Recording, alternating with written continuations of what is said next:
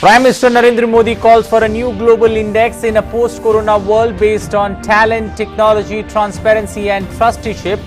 Participating in the 15th G20 Virtual Summit, Prime Minister says based on this, G20 can lay the foundation of a new world.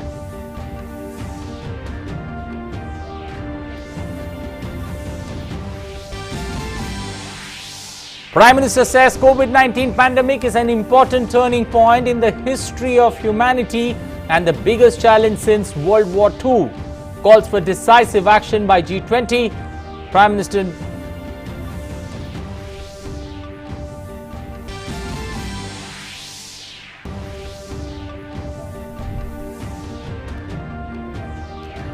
Narendra Modi to lay the foundation stone of rural drinking water supply projects in Mirzapur and Sonbhadra districts of Vindhyachal region of Uttar Pradesh via video conferencing. AIADMK BJP alliance to remain in place for the next assembly elections in Tamil Nadu. Union Home Minister Amit Shah in the state on a two-day tour. Home Minister lays the foundation stones for multiple developmental projects in the state.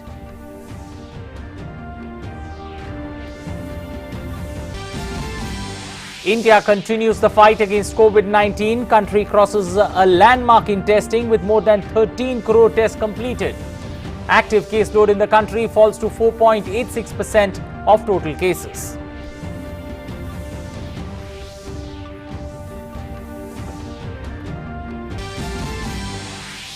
And in sports, Daniel Medvedev defeats Rafael Nadal to enter the ATP men's singles final.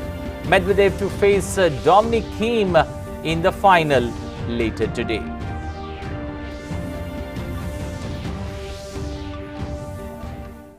Good morning, welcome to English News. I am Anil Thomas. Now for the stories in detail.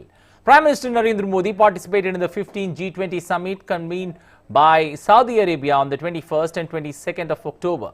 The summit, which saw participation of respective heads of state, a government of 19 member countries, EU, other invited countries and international organizations, was conducted in virtual format in view of the COVID-19 pandemic.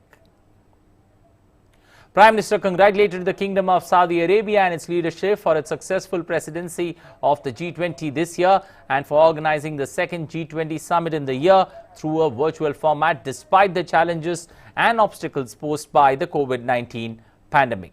PM turned the COVID-19 pandemic as an important turning point in the history of humanity and the biggest challenge the world is facing since the World War II. He called for decisive action by G20, not limited to economic recovery, jobs and trade, but to focus on preserving planet Earth, noting that all of us are trustees of humanity's future. PM called for a new global index for the post-corona world that comprises 4 elements: creation of a vast talent pool, ensuring that technology reaches all segments of the society, transparency in system of governance, and dealing with Mother Earth with a spirit of trusteeship. Based on this, the G20 can lay the foundation of a new world. Noting that work from anywhere is a new normal in the post-COVID world, Prime Minister also suggested creating of a G20 virtual secretariat as a follow-up and documentation repository. The 15th G20 Leaders Summit would continue on today, culminating in the adoption of the leaders' declaration and with Saudi Arabia passing on the presidency to Italy. Prime Minister Narendra Modi will today lay the foundation stone of rural drinking water supply projects in Mirzapur and Sonbhadra districts of Vindhyachal region of Uttar Pradesh through video conferencing. The projects will provide household tap water connections in all rural households of 2,995 villages and will benefit about 42 lakh population of these districts. Village water and sanitation committees, Pani Samitis, have been constituted in all these villages who will shoulder the responsibility of operation and maintenance. The total estimated cost of the project is 5,555.38 crores. The projects are planned to be completed in 24 months. The Prime Minister will also interact with the Village Water and Sanitation Committee and the Pani Samiti members during the event. Home Minister Amit Shah is in Chennai on a two-day visit to Tamil Nadu. His visit comes ahead of next year's assembly elections in the state. He also attended a BJP meeting and discussed issues and challenges in the state. More in this report. Home Minister Amit Shah arrived in Chennai on a two-day visit to Tamil Nadu. Coming before the next year's assembly elections in the state, the visit assumes importance. Amit Shah arrived in Chennai to a warm reception by the state BJP workers. After exiting the airport, Amit Shah stopped over and walked for some time to greet the BJP and AIA-DMK workers. The enthusiasm of the workers was clearly overwhelming, and the Home Minister thanked the city for its love and support. Later, Amit Shah inaugurated and laid foundation stone for several developmental projects in Chennai. Tamil Nadu CM, Deputy CM and other dignitaries attended the ceremony.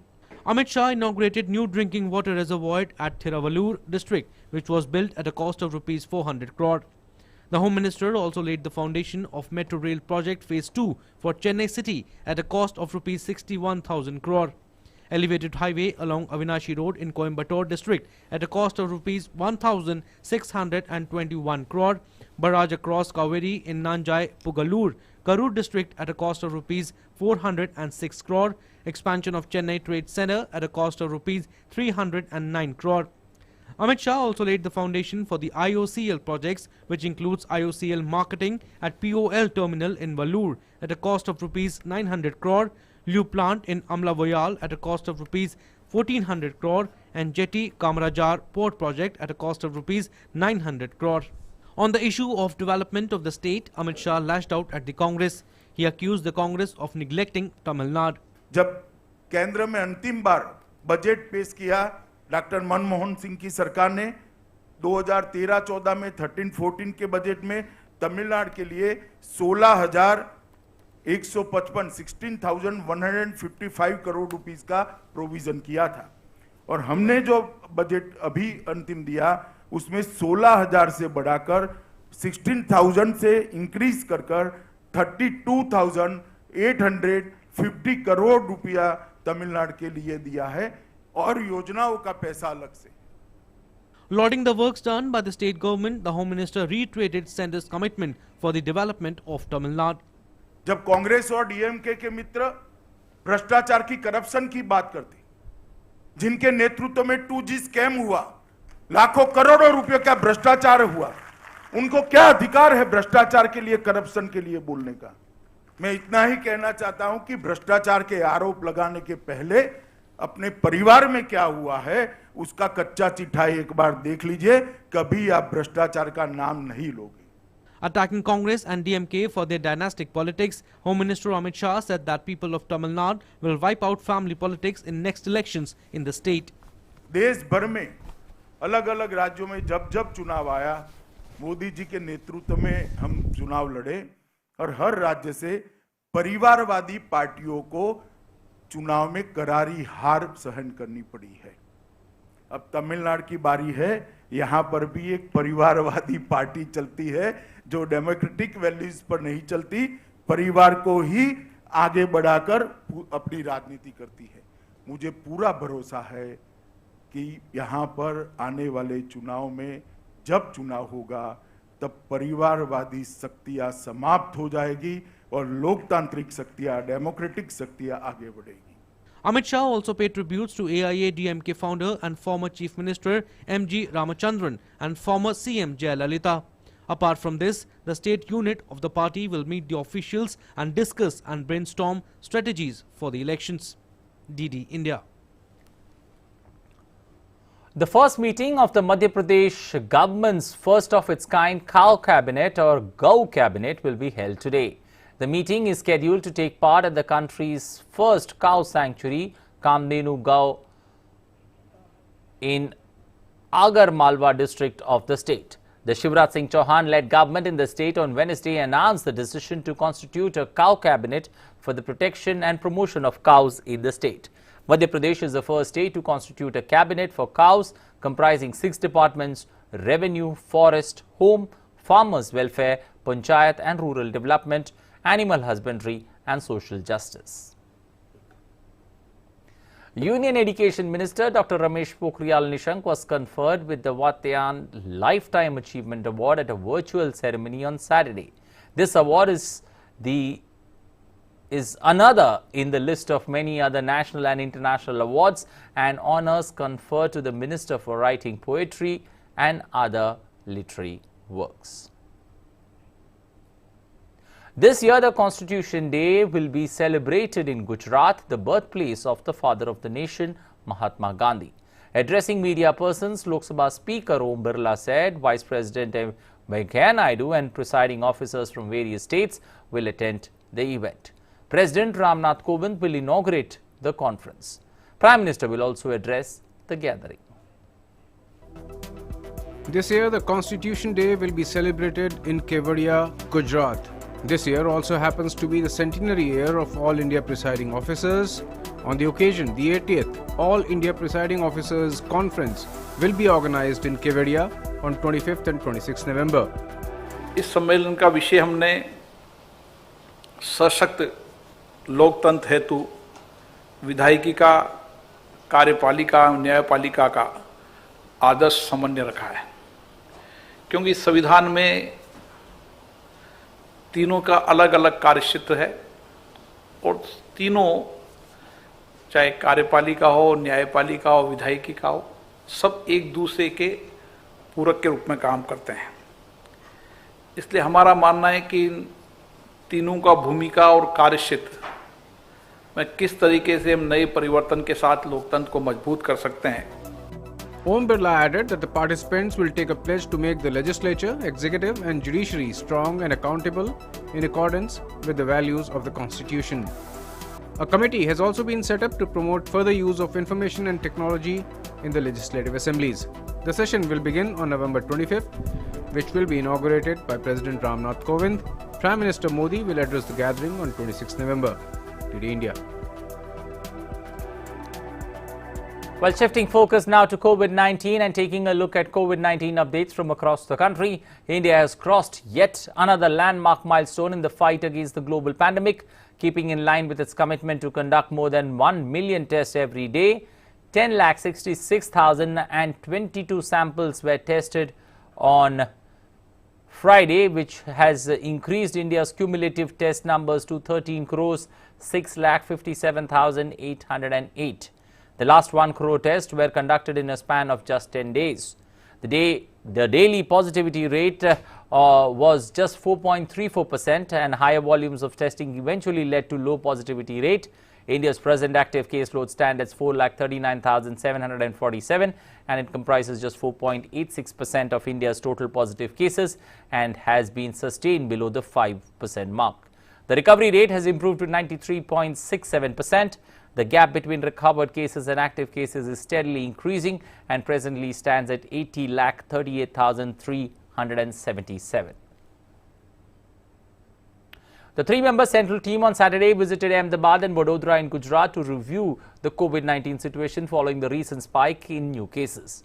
The teams visited the SVP hospital in Ahmedabad and also talked to the doctors and patients in the COVID wards.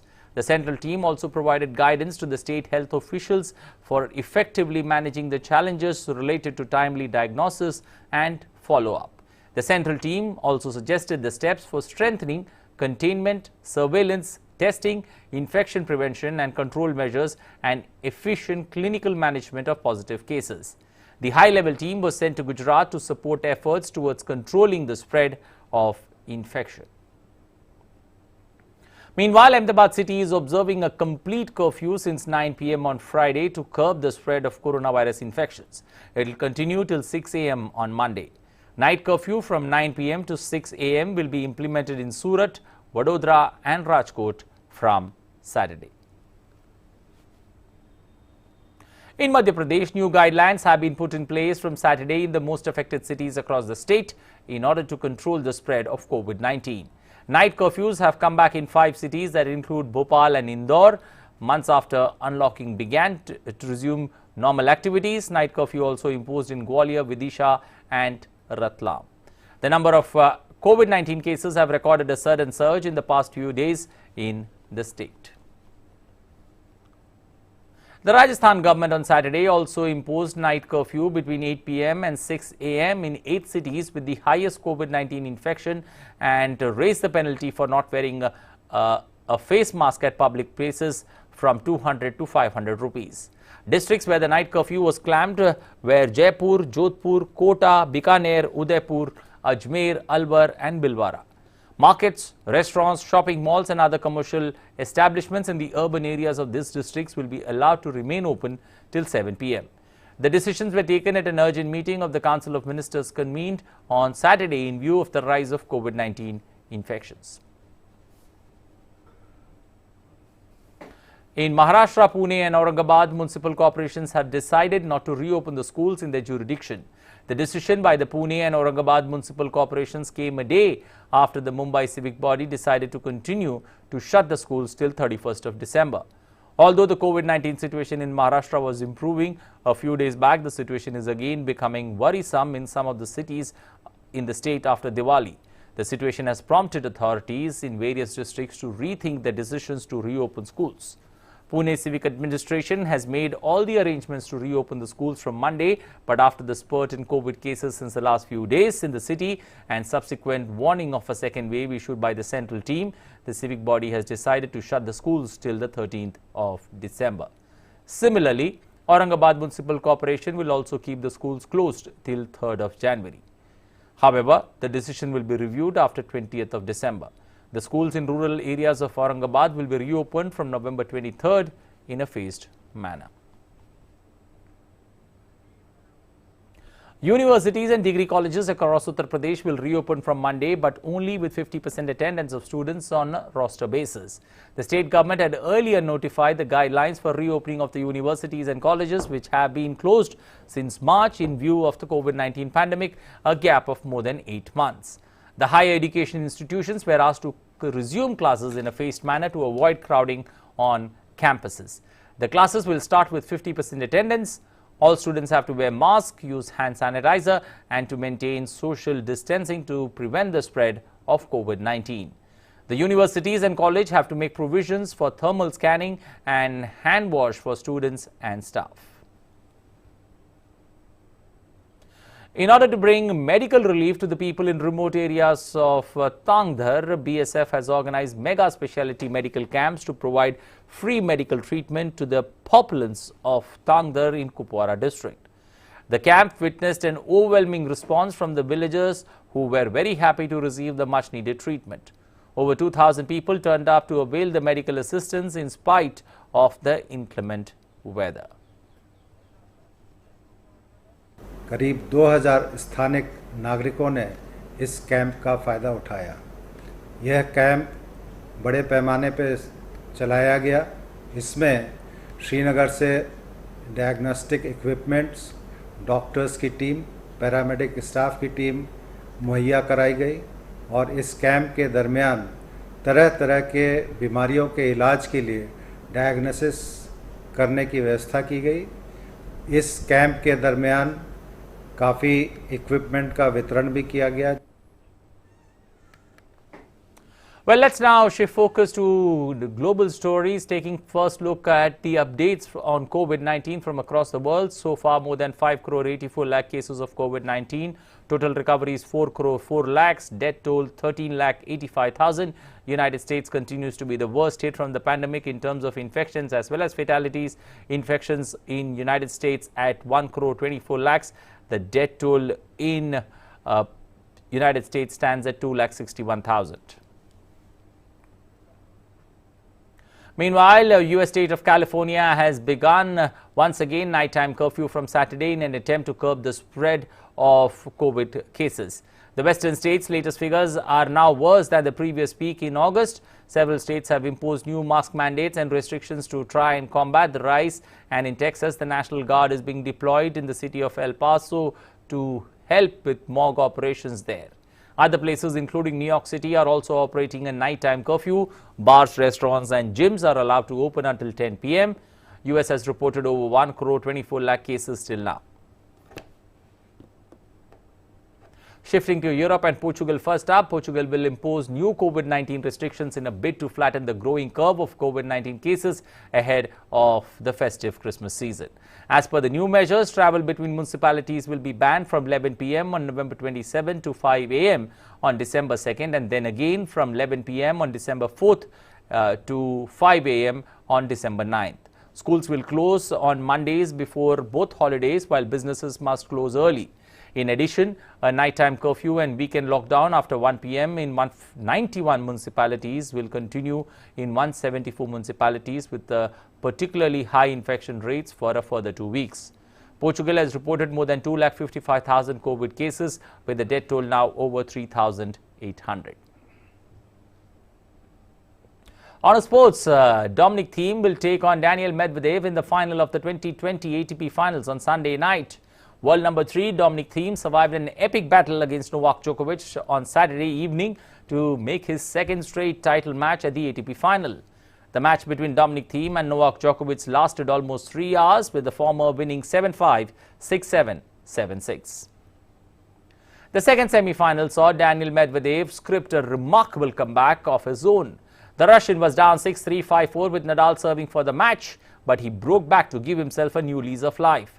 He was a more aggressive player throughout and was composed in the decider as errors came from Nadal's racket. Russia's Medvedev finally hit back brilliantly to win 3-6, 7-6, 6-3 in London. Neither men, Thiem nor Medvedev, has won the season-ending event before, but Thiem will start Sunday's final as a narrow favourite, having won his first Grand Slam at the US Open in September this year.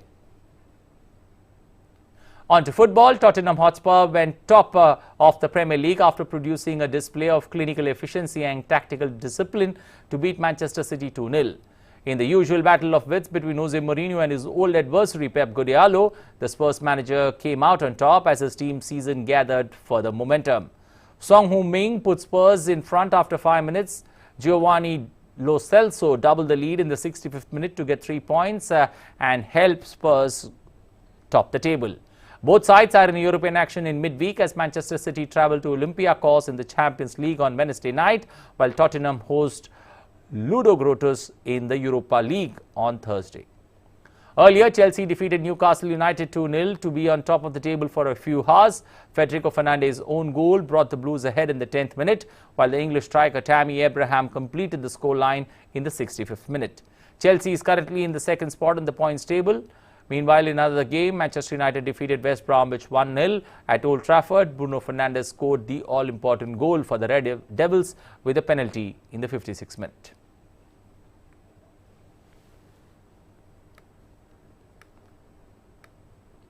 Well, taking a look at Spanish La Liga, Atletico Madrid moved level on points with La Liga leaders Real Sociedad after beating Barcelona 1-0, who are now 9 points adrift of the top two. Yannick Carrasco scored the only goal at the stroke of half-time, driving on from midway inside the Barcelona half. Barcelona also lost defender Gerard Piqué to injury to cap a bad night. The result leaves Barcelona 10th in La Liga. They have 11 points from 8 games, 9 behind Real Sociedad, who are only ahead of Atletico on goals scored, both having the same goal difference, although Atletico have a game in hand. Real Madrid, meanwhile, missed the chance to move within a point of La Liga leaders Real Sociedad as they were held to a 1-1 draw by Villarreal. Mariano's header after just 2 minutes gave Real the ideal start. However, the visitors struggled to put the game out of reach and visibly tired as the game wore on.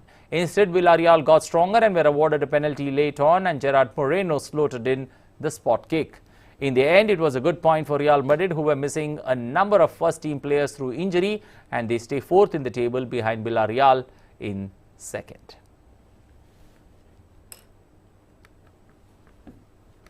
Well, time now to take a look at the weather.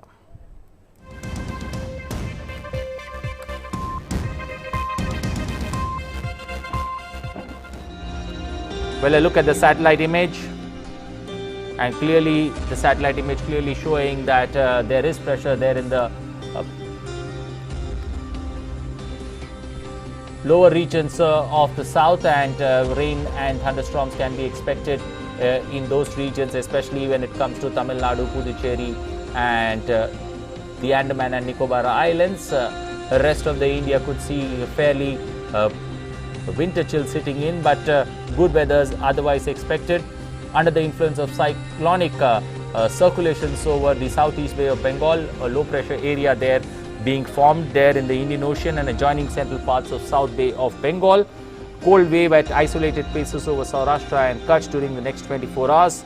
Squally weather with wind speeds of 40 to 50 to 60 kilometers likely to prevail over equatorial Indian Ocean and adjoining central parts of South Bay of Bengal. Also, in some areas of South Andhra Pradesh coast and Gulf of Mannar, fishermen being advised not to venture into the sea as during the period, and those at sea are being advised to return to the coast.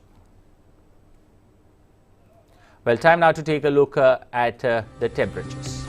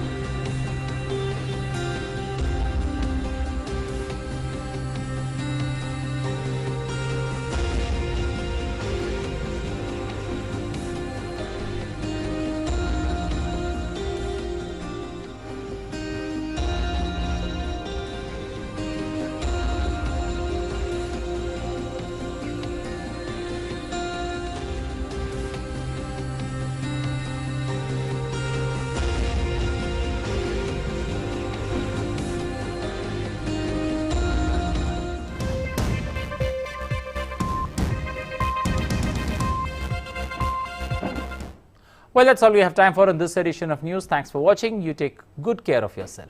Bye-bye.